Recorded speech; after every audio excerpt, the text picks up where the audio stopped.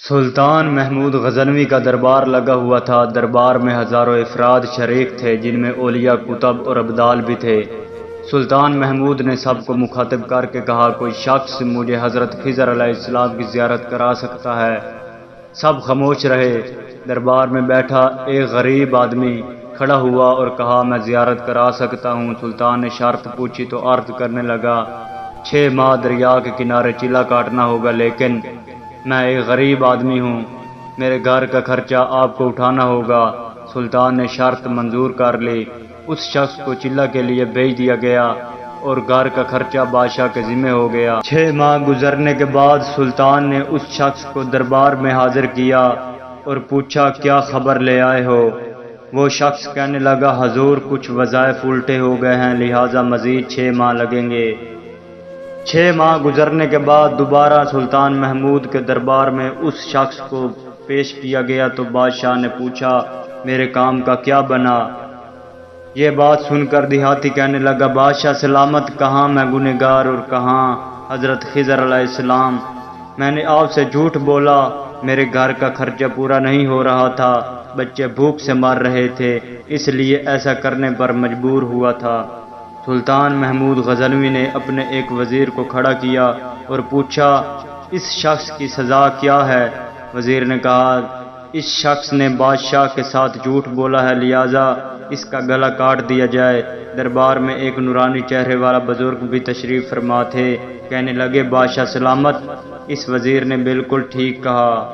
بادشاہ نے دوسری وزیر سے پوچھا، آپ بتاؤ۔ اس نے کہا، اس شخص نے بادشاہ کے ساتھ فراڈ کیا ہے، اس کا گلا نہ کاٹا جائے بلکہ اسے کتوں کے آگے ڈال دیا جائے تاکہ یہ ذلیل ہو کے مرے، اسے مرنے میں کچھ وقت تو لگے۔ دربار میں بیٹھے اس نورانی چہرے والے بزرگ نے کہا، بادشاہ سلامت، یہ وزیر بالکل ٹھیک کہہ رہا ہے۔ سلطان محمود غزنوی نے اپنے پیارے غلام ایاز سے پوچھا، تم کیا کہتے ہو؟ ایاز نے کہا، بادشاہ سلامت، آپ کی بادشاہی سے 1 سال ایک غریب کے بچے پلتے رہے، آپ کے خزانے میں کوئی کمی نہیں آئی اور نہ ہی اس کے جھوٹ سے آپ کی شان میں کوئی فرق پڑا۔ اگر میری بات مانے تو اسے معاف کر دیں، اگر اسے قتل کر دیا تو اس کے بچے بھوک سے مر جائیں گے۔ ایاز کی یہ بات سن کر محفل میں بیٹھا وہی نورانی چہرے والا بابا کہنے لگا، ایاز بالکل ٹھیک کہہ رہا ہے۔ سلطان محمود غزنوی نے اس بابے سے پوچھا، آپ نے ہر وزیر کے فیصلے کو درست کہا، اس کی وجہ مجھے سمجھائے۔ بابا جی کہنے لگے، بادشاہ سلامت، پہلے نمبر پر جس وزیر نے کہا اس کا گلا کاٹا جائے وہ قوم کا قصائی ہے، اور قصائی کا کام ہے گلا کاٹنا۔ اس نے اپنا خاندانی رنگ دکھایا۔ غلطی اس کی نہیں، آپ کی ہے کہ آپ نے ایک قصائی کو وزیر بنا لیا۔ دوسرا جس نے کہا اسے کتوں کے آگے ڈال دیا جائے، اس وزیر کا والد بادشاہوں کے کتے نہلایا کرتا تھا، کتوں سے شکار کھیلتا تھا، اس کا کام ہے کتوں کا شکار، تو اس نے اپنے خاندان کا تعارف کرایا۔ آپ کی غلطی یہ ہے کہ ایسے شخص کو وزارت دی۔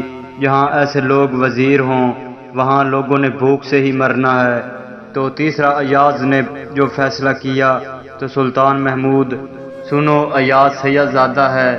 سید کی شان یہ ہے کہ سید اپنا سارا خاندان کربلا میں ذبح کرا دیتا ہے مگر بدلہ لینے کا کبھی نہیں سوچتا۔ سلطان محمود اپنی کرسی سے کھڑے ہوئے اور فرمایا، ایاز، تم نے آج تک مجھے کیوں نہیں بتایا کہ تم سید ہو؟ ایاز کہتا ہے، آج تک کسی کو اس بات کا علم نہ تھا کہ ایاز سید ہے، لیکن آج بابا جی نے میرا سارا راز کھول دیا۔ آج میں بھی ایک راز کھول دیتا ہوں۔ اے بادشاہ سلامت، یہ بابا کوئی عام ہستی نہیں، یہی حضرت خضر علیہ السلام ہیں۔